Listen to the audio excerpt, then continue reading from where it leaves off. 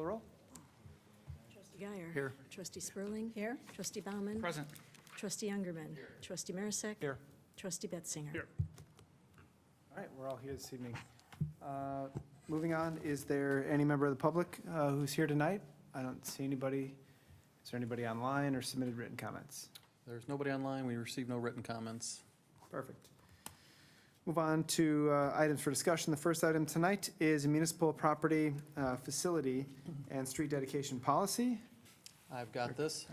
Policy before you is trying to address an issue we've had in the past, but also it's come up recently, and so we thought it's something we don't have a policy for, so thought it would be good to try and give you some guidance for moving forward for making these decisions. The first item it's covering is honorary street names. In my time here, I know we've done one in the past for Kathy Navoda. She was a principal at the elementary school at Krug, I believe. But we've had a request come recently, a lady whose husband worked for the Montgomery Countryside Fire District and would like a sign over there. So we thought it'd be good to put a policy together just for when these come up, to kind of, like I said, provide guidance. This one, basically, we put together an application the person would have to fill out, and we asked for 2 letters of support. The application has you put, what their connection to the community was, why you think they're deserving of one, that information. Basically, we got in there, you can have it up for 1 year at a cost of $250. The signs are about $120 roughly, so that covers the sign, going through the application, putting up. Then we have a 5-year option, which is $750. With that, you put up the one sign, the person also gets a sign that they can keep and take with them with that option. And then we have in there that you can renew for a year after that for $100 a year. Now, one of the things is I've, talked to staff, we don't know that we want these to be permanent, that they're up forever. And so, want to get your feedback on that. Do you see if somebody wants to keep paying, they can just do it forever, or do we not have the renewal option and, there's a certain time frame, whether it's 5 years, 7 years, if there's some spot where you think, okay, it's been up long enough. So that's one thing we're looking for some feedback on. And that may go with the cost. I'll say staff, when we first did this, when they presented it to me, they'd originally put down $500 for the 1 year and $1,500 for the 5-year. To one, I think partly to try and keep the number down there. But felt like that might discourage any, so I'd cut it back. But again, take feedback from you on how you feel about the costs there. We put in there that no more than 3 could be done in any 1 year. So again, to try and keep that down. And the other thing we have in there currently is if it's damaged by weather or whatever, that the person would pay for the replacement sign. So again, look for your feedback on if you feel, we should just be replacing it if that happens, or if we have them pay. So with that, be happy to answer any questions you've got about it or any comments you have. Two thoughts maybe. The fee structure I find odd. $250 for a single year, and then, what is it, $550 for 5 years? $750 for 5 years? Why would anyone pay for the 5-year program? Wouldn't you simply do the first year at $250 and then the next 4 at $100 and end up paying $650? I think that price point's wrong. I think that 5-year price point should probably be more like $550 to encourage someone to pay the $550 for the 5-year versus the single year. Well, you're getting the extra sign for it. You're getting a second sign, so I mean, that'd be then you're over your. Okay, I just found that odd. Yeah. Secondly, the street sign that it seems like in the proposal that we would be putting up, is that not similar in quality to existing street signs? Should be. Okay, and so how often are we seeing damage to those signs ever during storms? I mean, is it often we're replacing street signs or not at all? It fluctuates. I mean, obviously, it's going to be dependent on the location, dependent on different scenarios, whether it's mounted on a piece of Telspar, or whether it's mounted like in the downtown area or Old Town area where they're mounted on ComEd poles. So there's a variety of different applications that they could go through, but to be honest, it varies. We have signs that are up forever and never have issues, and other signs that can get damaged multiple That times. thought of going back and asking a petitioner to replace or repair any damage seems, it's probably very rare that it would ever happen. And my expectation is we end up spending more staff time chasing that down, trying to figure that out versus just putting the sign back up if it's in whatever time window. That would be my couple of thoughts. I did question, one of the applications required a photo of the person to be dedicated after. Why would we ask for that? I think that was for social media purposes. Oh, okay, I just thought that was a lot, that's all.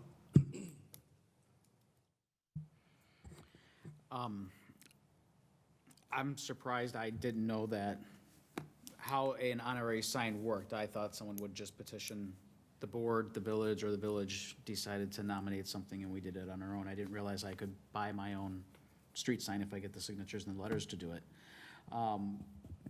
But with that being said, I would kind of agree with the thought that trustee Betzinger was on the replacement piece. If it's up, if it gets damaged or something, let's do it. That seems to be the, kind of like the responsible, right thing to do. As far as the fee structure, was this based on other municipalities in the area? Aurora, Oswego, Yorkville, is this kind of policy following kind of the We did outline look of at some other others? ones, but we looked at the cost of a sign and, and then building in time for, like I said, cost for mounting it and that, so. Okay.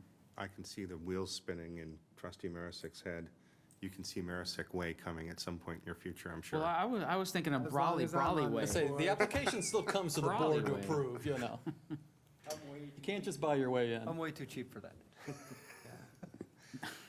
I agree with the replacement cost Yep. thing, that for the nominal times that would happen, I think that it would cost us more in staff time trying to track it down than it is to just fix it. And the rest of the fee structure and everything seems reasonable to me. As- I'm not really, the extension thing, I think, no. You do it for a year, do it for 5 years, but after 5 years, it's done. Well, but Well, I was gonna say, it's for the renewals, I was going to add that unless there was another request, there could be, the renewal can occur for 5 years or until another request has been made on that same street. I mean, if you're going to allow someone to spend $100 or whatever that extension is every year for 20 years, I mean, it's not a huge amount of money, but why not simply allow it to keep occurring? like you say, you're spending staff time taking it down. Yeah, but and maybe this, I'm sure that I haven't talked to you about this. My personal belief is that if we're going to do this to commemorate somebody's, commitment to some great thing that we did or something in the village, we want to encourage folks to do that. Maybe it's even super localized that none of us even know about. But there should be a defined timeline on that so that 30 years from now, there isn't some Memorial Way that nobody knows anything about, and we have those scattered about the town. That's just my opinion. I feel that way about other things of that nature, that, it's a memorial, it's a remembrance, and it kind of has a defined timeline, because otherwise, staff can never take it down, right? Even if it's 5 years and when staff doesn't do anything and stays up, at least then it had a timeline. Absent that, staff will never take it down. It's I all guess, up. one of, on the similar, do we need to do the year option? I mean, if someone's going to do this, shouldn't it simply be a 5-year term or a 3-year term Yeah. or whatever it is? Yeah. Versus the 12-month period where by the time it comes up, there's a work order coming through to have another, man machine come out and take it down. I would think that 3 years, 5 years, whatever that is, versus a sole year option and then another year extension. It seems to be more cumbersome probably than it needs to be.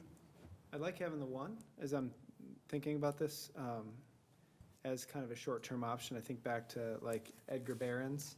Remember, he was a resident on this side of town who was nominated for an Oscar several years ago for a documentary he did. That would have been a nice touch to be able to do that for the year, but it's not something that we need to do for 5 years. I don't know that it would have been to that level, but would have been an option. It was an option. I mean, we could always have just done it, but those short-termish things, I think, might be kind of cool to build a sense of community. again, just my opinion, I've never done this before, so. I'm not particularly in favor of doing this, putting up particularly the streets. I guess I'm a little more open to naming the rooms or other Don't be things. jumping ahead now. Okay, we're just talking about streets. I'm not comfortable doing an honorary street. I feel like it could open a can of worms. We can, if people are competing for a particular street or a particular area, we can end up with people kind of ticked off with us. It's just, True, it's but not something that I particularly am interested in pursuing. I made a couple notes here too, and just when you're talking about the time frame, you all said in here a couple times it's meant to be permanent, but now we're talking about a time frame, and in my head, that should be permanent. Now we go back to your comment of 30 years from now. I would argue 2 years from now, there will be people, unless it's a particular family member, but 2 years from now, there could be people saying, well, who is that? Why is that up there? Which, I mean, yes, could be a wonderful conversation point, but But then your neighbors are gonna know, and they're gonna say, hey, Teresa, you know that guy that signs up about? I think what I see as one of the benefits in our community, and what we're trying to do is really trying to create a sense of community. This could be just one facet of 1,000 things we're trying to do, that I think the benefits really outweigh the risk, in my opinion. It might make some people flustered with us, it could, and it certainly will. But I think that sense of community that we're building, I think. And I just think there's a long list of people that we as a board could nominate to have streets named after them. I mean, we could look at past boards. I mean, we talked about the room for Pete Hines. He was our longest-serving trustee. We just had Denny Lee retire off this board. He served. Marilyn Michelini served, 18, 20 years? So we've got long-serving people that we could say, yes, we want to do something for them as well. I just feel we are getting in, I'm not comfortable with us getting into this. I also think that, I just made some notes on, and I appreciate that you guys put this together and have this whole process put together. As I said, I just think in a very short time, people will not remember who that's for unless it is the family. The other thing is, we're not saying that the street name is changed, it's just an honorary thing.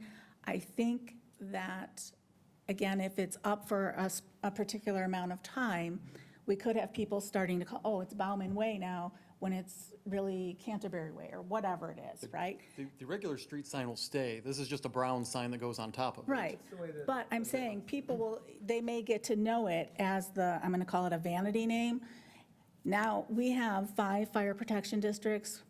Our police department, I would say, they would get it because they're here every day going all over the place. But we have 5 fire protection districts that are now going to have to be aware of that. So if somebody calls and says, I'm on honorary name Way, oh, wait, what is that? They're gonna, is it a couple seconds? Sure, it could be a couple seconds, but it could make a difference. We saw that in Chicago many, many years ago, where there was a vanity name. I think it was the Thompson Center. Does anyone remember that? Anyway, Get it. One other thing we haven't touched on, and you can have your opinion, and I'll have mine. I was just gonna say, as far as the remembering, I mean, that's why we're talking about a timeline. The permanent part, that was for the other part we're gonna talk about, like a municipal building or a park or Okay, whatever. okay. The streets, we're planning on having that's why we're looking at some, see what kind of time limit the board felt was correct, because we don't wanna leave them up there 30 Yeah, years. so I guess, one other avenue to this that I think could be helpful is in a situation where residents or us feel like it would be appropriate to honor somebody in some way, as opposed to building a beautiful park, all over town, like we did for Stan, that looks terrific, right? This would guide us and guide people to a specific thing that has 0 staff time once it goes up, as opposed to maintaining parks and benches. There was another community I was in a few years ago, very close to here, that had a rickety park bench about a village trustee, and it was like kind of sad that it got to that state. Certainly not something that honored that person. And I don't want us to, I don't think that those are great for the community, so this is just another outlet for that. I'm sorry, go ahead. So what are we gonna do, like downtown or anywhere, I guess, South Main, South River, 6 blocks long?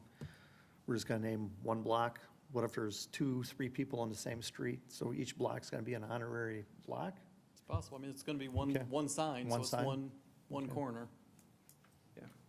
It could be, Like the I one mean, we I- got requested would be at, Clay and Railroad there? Yeah. and yeah, it'd be minimum a block, I would assume, or whatever we decide at that time, because it's just a policy. And we can kind of approve it with a resolution or whatnot. And then 3 per year maximum. Yeah. Right. So, and again, it's all dependent on board approval at the end anyways, through the Yeah. application process, so. Are these gonna be put up on an existing street sign, or is it gonna be on its own post, or on its own? Picturing on the existing street sign. What's the- what's Yeah. MUTCD say about that, So competing in signs? most instances, if you look at other villages or cities that have these honorary signs, they're typically mounted with an additional bracket on top of the existing sign. So typically, you're not adding a post. I can check the MUTCD, but more than likely, they're not going to want a separate sign just because you're creating another obstruction and another item, obviously, of maintenance. So they make a T bracket that goes on top of existing signs, which is likely what we would utilize. Okay. What was that? What do those letters stand for? MET, blah, blah, blah. MUTCD? The manual. Uniform Traffic Control Uniform Devices. traffic control. Thank you. Do you have your copy with you? It's about that. I know, thick. yeah. It's on the phone, come on. I've got it on the phone. All right, Dan, any more questions? No. Anybody else? What if, kind of condensing this down to kind of splitting the difference right in the middle, like a 3-year option? 3-year, $500, and that's it.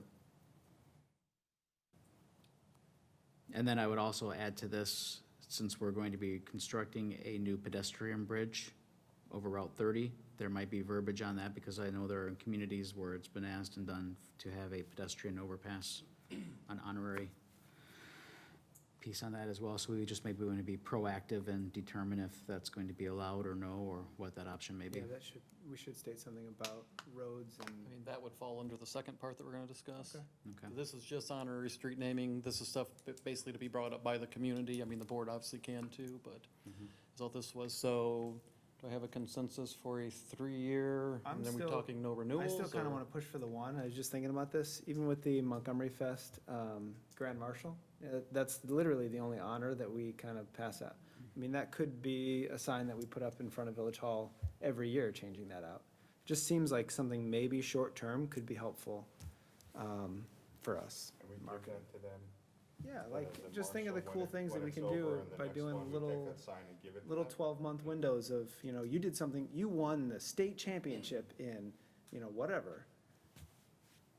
Just some way for us, we're trying to build community. I'm good with it as it sits with removing the extensions. Yeah. Like, So no it's renewals. either you're doing it for a year, you're doing it for 5, take your pick, one of the two.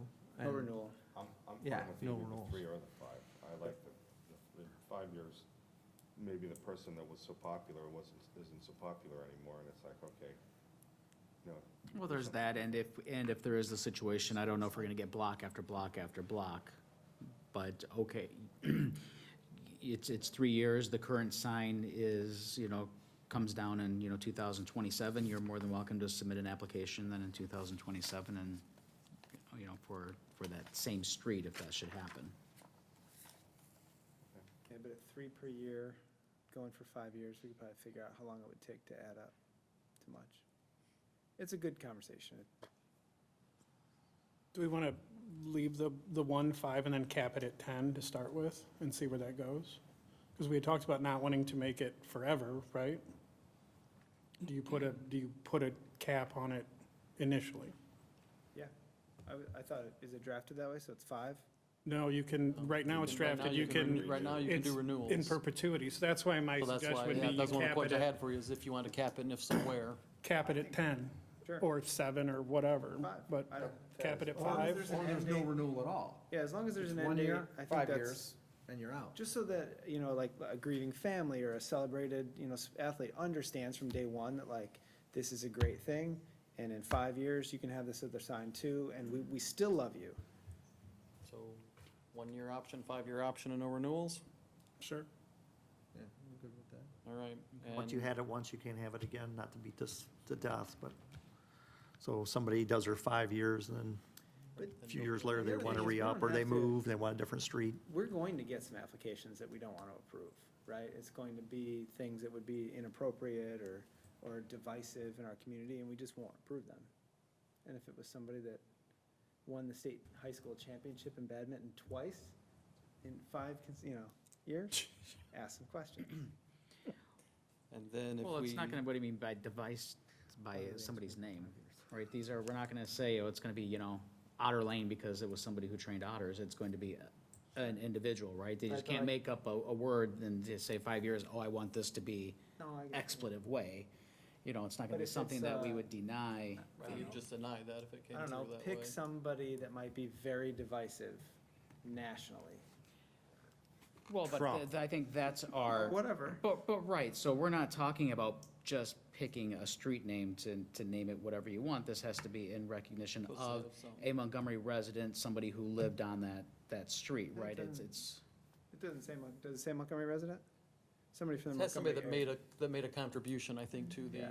the village, or, I mean, so. you know, so we're not gonna get on that. You're not generally gonna be a national figure. We're not going to allow someone to allow this to be, you know, on Bruce Rauner Way or Pritzker Way or something like that. I mean, that's, But again, like High Cotter Way or something like that would be, but that's the name too, but, you know what I mean, like, Yeah, but I think that would be. a business would be appropriate. Right, It's, so I don't think you need to tie it to an individual, but, yeah. because there might be an appropriate business that would make sense. I'm And again, we're amazed, gonna review them, Yep, they And- will all come to you for approval. will all come to us for. I'm approval. amazed we talked about this longer than we talked about the budget. Well, we'll So- see. All right, so I think I got that feedback from you. The second part of it is more, if- okay. Second part of that is more if we're looking to name a building or a room within a building or a pedestrian bridge or bridge out, you know, bridge out here. So something that the village owns, you know, maintains, owns. This process is more to be driven by staff, commissions, you guys, not really the public coming in and requesting it. It's more like what we did for Stan and what we're doing for Pete. So, but just to, again, it just provides some guidelines, some things to think about as we go through to do that. Can I ask a question? Did you, with Matt bringing up the pedestrian bridge, is that what we're calling it, bridge, walkway, whatever? Have you considered doing the signs like we do on that bridge out there? We've not talked about We, that this we're not that, we're not that far in the design process for that bridge to, Yeah, the Drill signs like down. we have on Mill Street Bridge, When we do we the could planters and perhaps signs. do signs on the pedestrian bridge. I was driving through Naperville today, and it's funny that this was brought up, but under a pedestrian bridge, and it said Naperville on it, so I'm thinking, well, why can't we put Montgomery? Because it's very difficult, if you don't live in Montgomery, you don't necessarily know the boundaries of Montgomery. And if there's a pedestrian bridge and it says Montgomery or something on it, even though it's kind of in the middle of I think it will Montgomery. totally say Montgomery, at least that's my opinion. We'll get a sign on there. Okay. And then on the backside, it says a couple of things about some of our neighboring towns. This meeting has gone off the rails. Yeah, totally. I think it That's would be. just, yeah, I just said, we're just early in the process to have discussed any of that, Right. so. So, on the backside, it could say, go see Broman Way, or Broman Avenue, for all the younger men, yeah. All right, sorry. People Charlie think they're in I- Yorkville out west, I you have know? to just say on record that I kind of like Sassy Matt. Welcome to Tuesday. All right, let's go. I didn't kick anything, okay. I think we're good, unless. Yeah. Anybody, any objections to that? The, no, because we kind of got out, we didn't talk about a room or anything. It was just really. no, it's, In general, Yeah. in general, it's a permanent thing. It's village-driven. It's not really resident-driven. Yeah, this is more when you're looking to do something permanent for whether it's Stan or Pete, you know, in that vein. So again, something that would be led by staff or board or plan commission, you know, who have somebody Yep. rather than the public, so.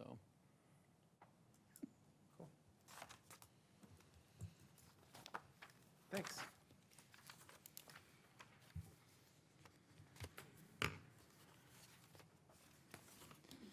All right, moving on to our last item for discussion this evening is the Karis Acquisitions LLC Ravago Economic Incentive Discussion. Director Apt? Thank you. As you know, Karis Acquisitions is looking at purchasing the Shearing property that's adjacent to the grid over there on Orchard Road and Caterpillar Drive. We approved their zoning last month, so they've got their preliminary PUD approvals and special uses. So now they are coming before us and the other taxing bodies requesting economic incentives to help with this build. The property has been undeveloped farmland for the past 20 years since it was annexed to the village. This provides property tax at a much lower rate than developed land. So for the past 20 years, the village has collected less than $10,000 in property tax from this 200-plus acre site.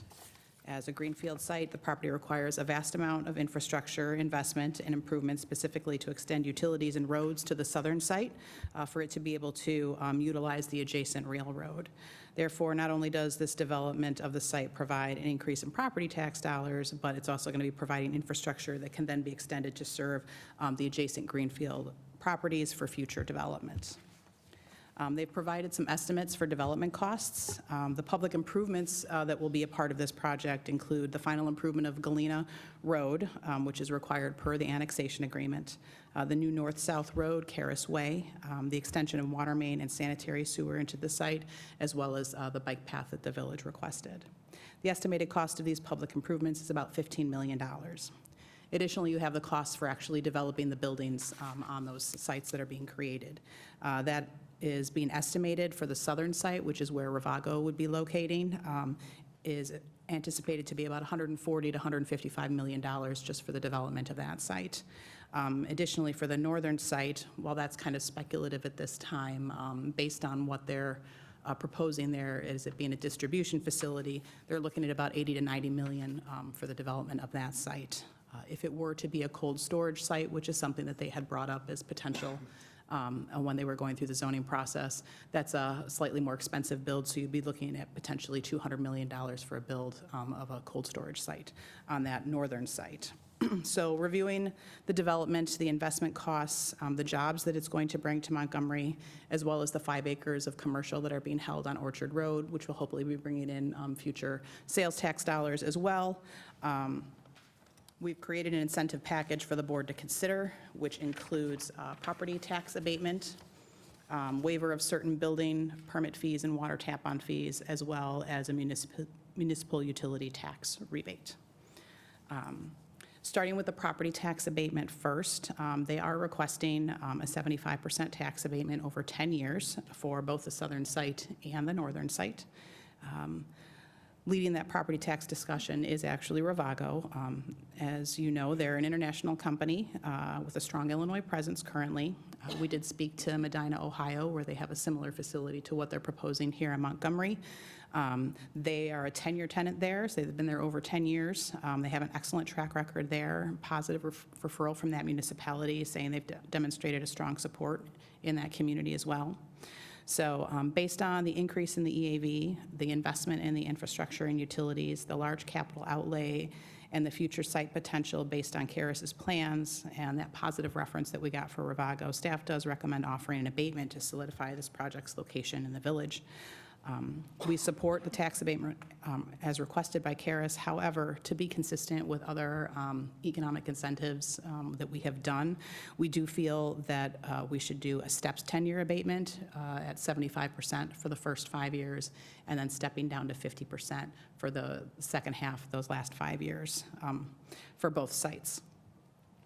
So what does this look like? Currently, we're collecting approximately $440 annually in property tax for this 200-acre site. We did work with the township assessor to determine kind of what the EAV could be on this site.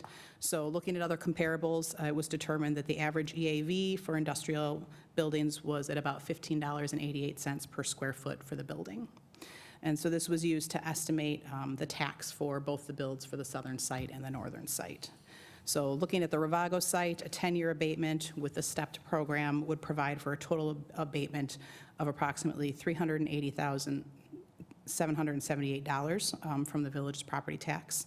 The 25% then, and 50% the village would retain over the 10 years would come to about $253,278. And this would be an increase of approximately $248,000 if we're rounding above the property tax that we currently collect.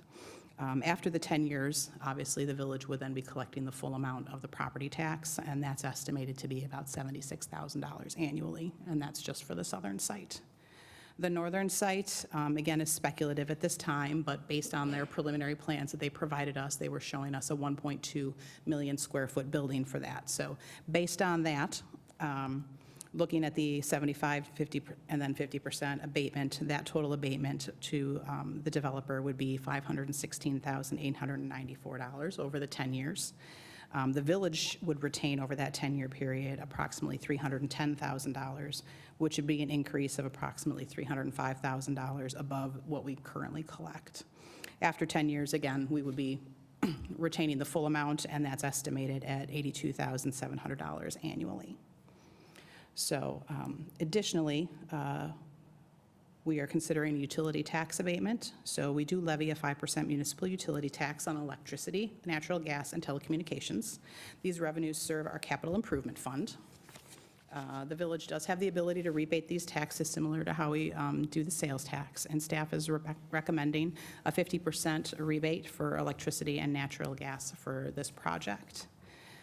Based on the usages that they did provide for Ravago for electricity and natural gas, and assuming that the northern site would have a similar usage, we have a total 50% rebate amount would come to about either $758,000 to $1,072,000 over a 10-year period. That remaining 50% would continue to go to our capital improvement fund, and then after the 10-year period, we would be collecting and retaining that full amount, which we're estimating to be about $228,000 annually, again, based on the usages provided for Ravago. If a user went into that northern site that's a higher user, then obviously we'd be collecting more tax. So that's the municipal utility tax rebate. Additionally, looking at fee waivers, we have the ability to waive certain fees, including our permit fees. While staff doesn't recommend waiving any of our out-of-pocket costs, so anything, if we have to use an outside plan reviewer and things like that, any of our hard costs, we would not recommend waiving those fees. But like our building permit fee, which is now like the $30 per square foot building permit fee, we would be recommending that we could waive that fee as well as our water tap-on fees for the project. Based on the square footage of the buildings that they are proposing, and really not necessarily knowing what the water service sizes are going to be at this time, it's really kind of a rough guess, but we're looking at about $935,000 in total fees that could be waived for the two buildings. So for a total incentive package and what the benefits are, for the Village of Montgomery, the benefits of this development include a significant increase in our EAV, resulting in increased property tax collected. This is estimated to be $563,414 over the next 10 years, and then another $1.6 million the following 10 years when we're collecting the full property tax. We're getting an increase in municipal utility tax for our capital improvement fund, new infrastructure that includes the Galena Road improvements, as well as improvements to Orchard Road, the extension of water main and sanitary sewer into the site and coming into adjacent greenfield sites that are going to help provide for future development on those adjacent greenfield sites. It's getting us a new bike path. It's going to be bringing in new jobs. And as I said, it is going to be a catalyst for adjacent development. These improvements are not only going to benefit the Village of Montgomery, but they're also going to benefit the other taxing bodies in the area. With the property tax abatement, the utility rebate, the fee waivers, our total incentive package to the developer and Ravago would be approximately $2.9 million to offset their estimated $235 to $370 million in investment to bring this development into fruition. So what we're looking for you tonight is providing us some feedback and giving us direction on actually negotiating the tax abatement moving forward. Again, they are also going before the other taxing bodies, similarly requesting a property tax abatement. And so this will also help the other taxing bodies as they consider that request. I have 2 questions. Mhm. What if the user on the northern site changes to be, let's say, a super high water user, and we've already agreed to waive certain fees, but let's say it requires us to build an additional water tower? Like, will that be built into the agreement somehow, so we don't get? We can certainly look into that, that if there's certain thresholds, that we can say that fee, like water tap-on fees or things like that would not be waived, or, we would have to negotiate for them to offset the costs Like, for we what it would understand- require. We understand what this user is, and we're agreeable to that, but if something else comes in, we don't want to handcuff ourselves. The other question is, will they have the ability to put recapture on any of the neighboring properties for their improvements that we're giving them rebates on? No. So I believe there is some ability to recapture for some of the Galena Road improvements per the master development agreement that was adopted with that annexation agreement. So there is some potential to recapture some of the costs for the Galena Road improvements specifically, but for the other ones, there's not going to be really the ability. So they're not ability to seeking it, recapture. and we would write into our agreement with them, our development agreement, that they wouldn't be able to seek recapture. Especially if we're rebating, a chunk of it. Correct. Okay. Unless that's important to them, I don't know. All right, other questions? I'm not sure how I feel about rebating or incentivizing anything to do with water fees at this time. Seeing the hurdles we have moving forward in the next 10 years, switching over to Lake Michigan water, especially when you're getting close to $1 million. How much of that specifically are water mains and tap-on fees? I don't have that number off the top of my head and what the tap-on fee would be. I would prefer just to stay completely clear away from incentivizing anything to do with water at this time, since we have such a burden facing us moving forward with the fees. It's a and our valid point. transition. But just to go off what you're saying, after, and I'm looking for my numbers here. I believe after this incentive, after the 10 years and it's over, is it 1.6 million that's going into our infrastructure fund? Not Or, annually. not annual, but, That would be going into our general fund, the 1.6, that would be the property tax. Every year. That's assuming the second half of the project gets built. Yes, this What- is So like assuming full This build. number is, the numbers being proposed are assuming full build-out. Correct. We are not guaranteed full build-out. Sure. what I'm, I guess, to piggyback off trustee Bauman's I thought you were question gonna call me a piggy. the, Things have if, gotten if bad if you did that. he is saying, don't rebate the water tap-on fees and the stuff associated with water infrastructure, at some point, once this agreement is over and we're capturing all of those or those dollars and things, it offsets what we would rebate originally, wouldn't it? Not into the water program, not into the water fund, though. It would That's fall into correct. the general fund, it The- wouldn't fall the- into the water fund. And you You're don't, assuming What- the but what build-out, is- as what is, trustee uh, Bensinger says, you're assuming you have the full build-out and. What is going into, I heard someone say the infrastructure improvement fund. What dollars are going into the infrastructure fund? So that would be our municipal utility tax, so that's on Okay, the I thought those were electricity and separate, okay. gas. Mhm. Okay. The water tap-on fees go directly into the water sewer fund. is there, and I don't know what that number is, but I would assume that the estimates that you've worked out, that staff has worked on, but has probably discussed with them, that final number is probably sort of important in their pro forma, is my opinion, is would you be comfortable, because I understand your point, it would seem prudent that we don't be waiving things when we're about to bond for, we have $70 million to do in Boulder Hill, we have another 100 or so. Would you be comfortable adjusting the property tax abatement amount somewhat from the 75% to kind of, We're essentially taking it out of a different pot. Correct. I don't know if that covers it, but And I don't know, again, I don't know needing to know what that water dollars are. is it it's, Is it a big deal? Is it not a big deal? But yeah. to make it whole, I would be okay with making an adjustment. Again, I'm not sure that what those water tap-on fees are like. I think they're Pete's probably- pulling up our water ordinance right now, so I can see what the tap-on Well, like, fees are for as it was industrial. stated, so like the utility taxes, the other incentives don't go into that pot. You know, we're withholding money, a significant amount of money from that water fund that's never going to be recaptured again. Correct.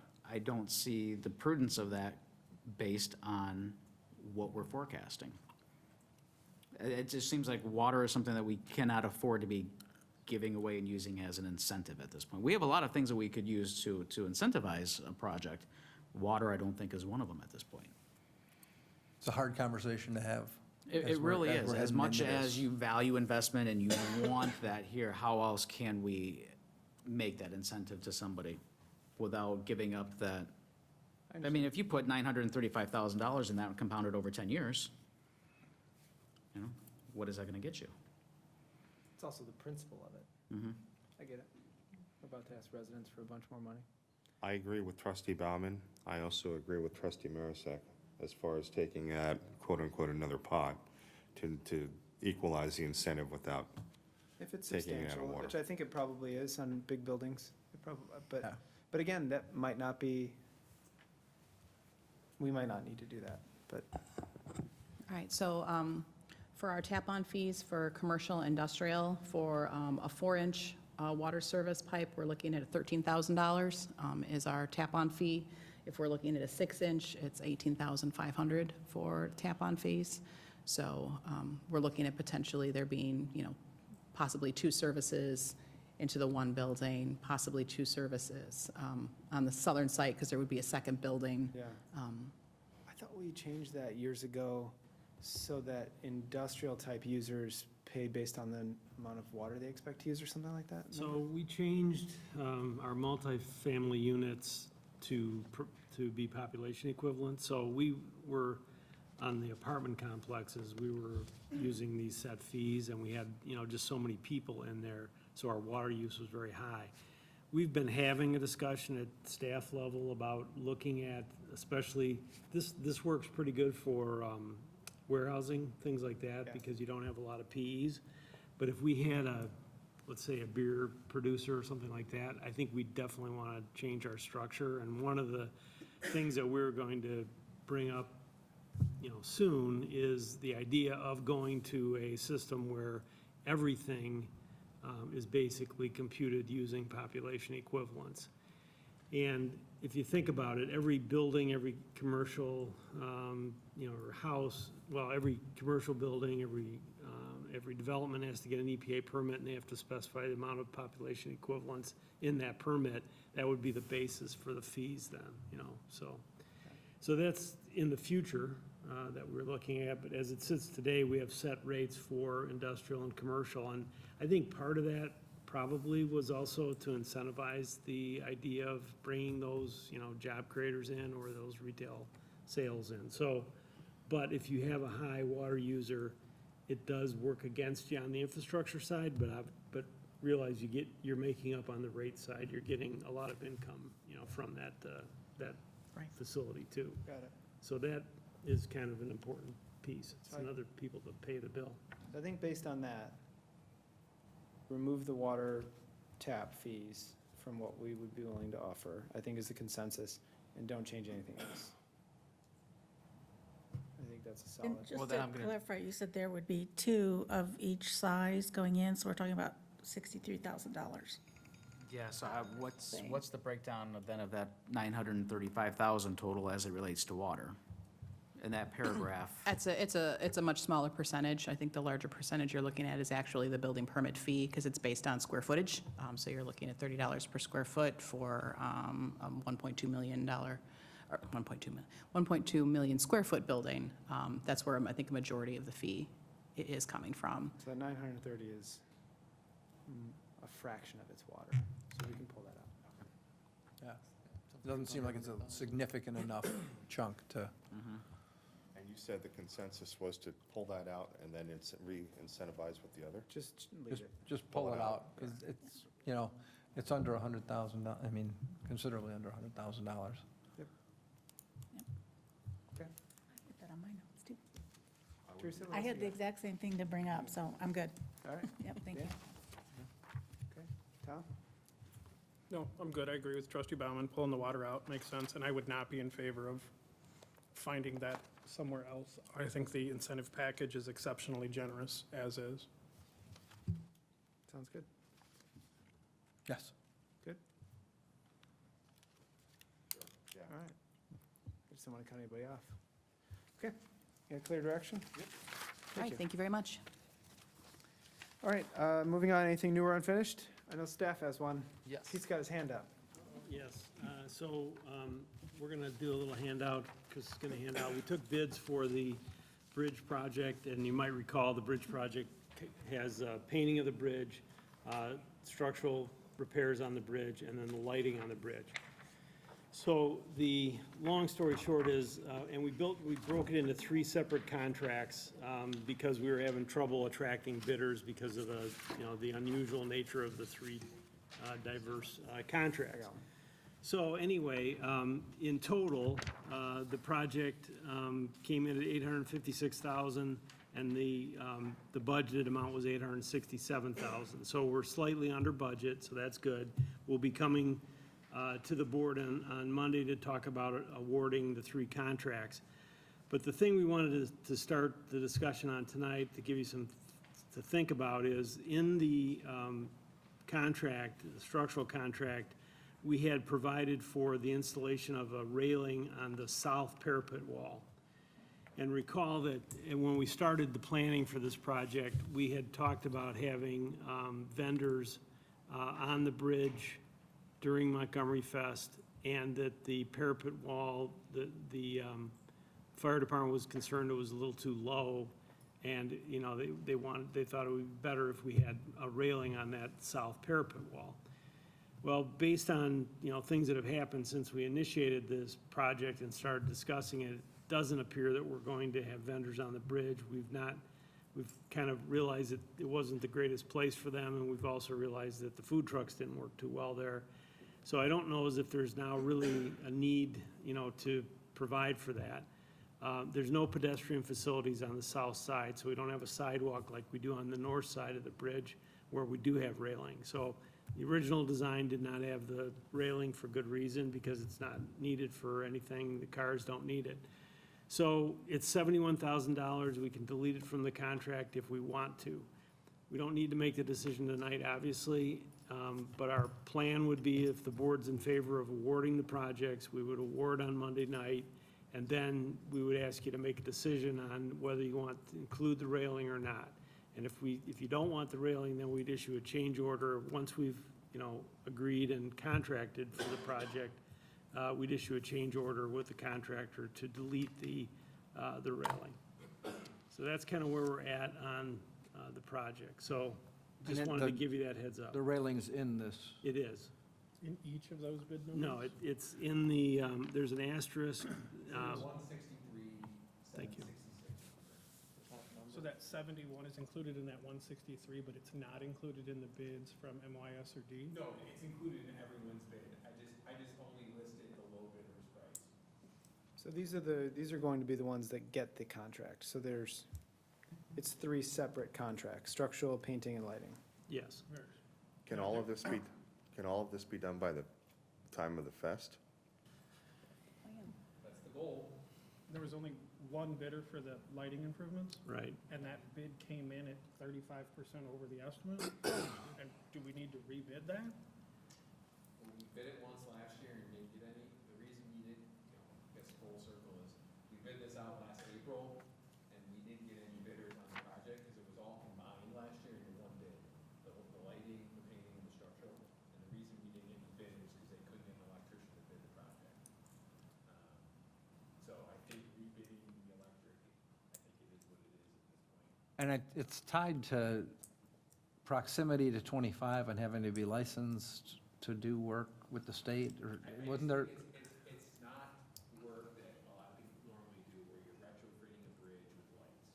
You know, it requires a lot of things that you're not comfortable with. You have to, you know, rent scaffolding or a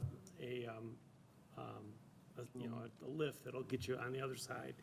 You've got to do the detour, you've got to coordinate that. So there's a lot of elements that most electrical contractors aren't really set up for. So, yeah, so it's a bit of an unusual thing. And as Chris said, I mean, we've been, you know, working with as many people as we could and trying to get as many electricians, you know, electrical contractors to bid, and we just were, you know, not able to get any because it is a little unique. So I'm not sure we gain anything by rebidding it.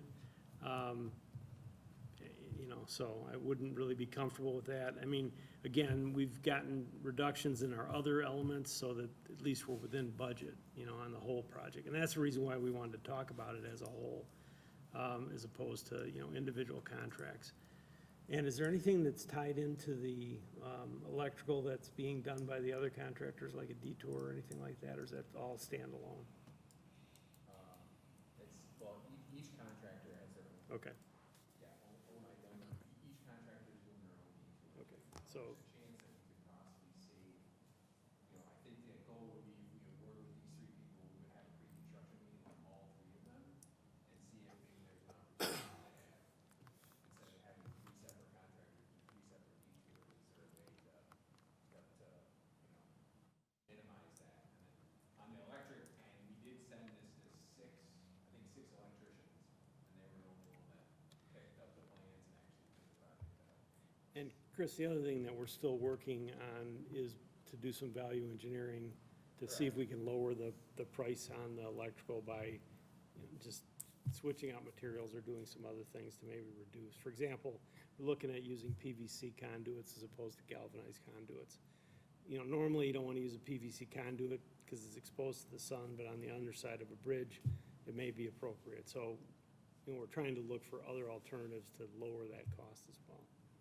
So, When it comes to the railing on the south side, I'm in support of installing it, because although we're not gonna put vendors up there, on Sunday night of the fest during the fireworks, that bridge is full of people. So even though day in, day out, we don't have foot traffic, $71,000 for somebody that accidentally goes over that bridge, seems to me, since it's in here, I would be in support of leaving it in for that reason, because we do use that bridge for foot traffic during the fest. So the total is on the bottom with that $10,000 difference, is that still including the 71,000? So overall, it's still 10,000 under budget total. yep. All right, so staff feels comfortable pulling that out. Doug would like to keep it. How's the rest of the board think? I would have to agree with Doug. I'm on the bridge for the fireworks, and it is a lot of people. The project is still under budget. I would agree with trustee Marisak in going ahead and installing that rail. It's worth it. Okay. Okay, well, we don't need the, you know, the final action tonight, but I think we got the direction, so we'll move forward, but we'll be bringing it Monday night for consideration for approval. Okay, Thank you. all right, anything else new or unfinished?